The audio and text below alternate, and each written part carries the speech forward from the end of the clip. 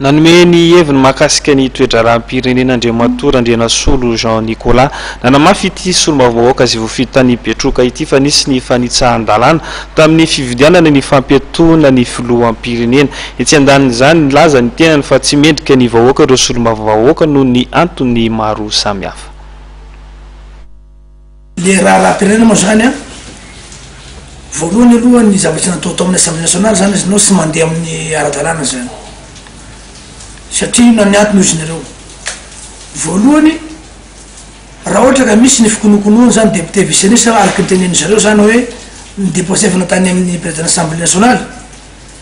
dia misy lalàna arahana am'izany raha misy zany dia tsy misy nivory ny bureau maharitra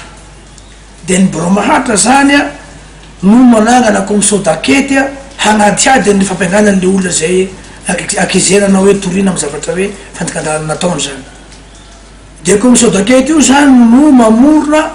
mandeha mizara am'izay hoe inona daholo ny fampianganany nampianganany ty olona ty dia igny commission d'enquête io am'izay zany azy nareo no magnapody an'igny koa rehefa misy zany le piesy dia averina any amin'ny président assemblée na any amin'ny bureau maharitra ndray mandeha zany dia io am'izay zany no i président assemblée sy ny bureau maharitra no mandeha fataratasy koa am'le olo nampianganana sahala amin'ny any amin'ny filoham-pirenena zany dia mamaly ny filoham-pirenena avy any miaro ny tenany hoe so zavatra misy so zavatra misy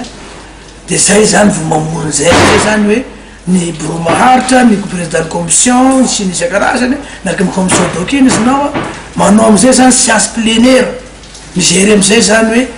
zao ny ordre du jour zao ny zavatra atao tokony atao ato mandeha mpisimpisy sahala am'izay zany azinao sahala misy fividianana atao amin'ny Assemblée nationale dia io am'izay zany no mandefa mivianandray mandeha any bureau maharitra dia mandefa an'io am'izay zany any amin'ny tokony izay navaratongany zany mandeha any amin'ny any amin'ny cour de justice zany raha ohatra rehefa ohatra hoe raha ny cour de justice dia ny cour de justice zany azinao na mbo sy ampy zareo tsy maintsy mamoaka hoe mba hiforonana zay haute cour de justice zay amin'ny sy navaratongany fahafahana isaky fitsarana zany sy nireo parlementaire zay misy ato tany tsy firenena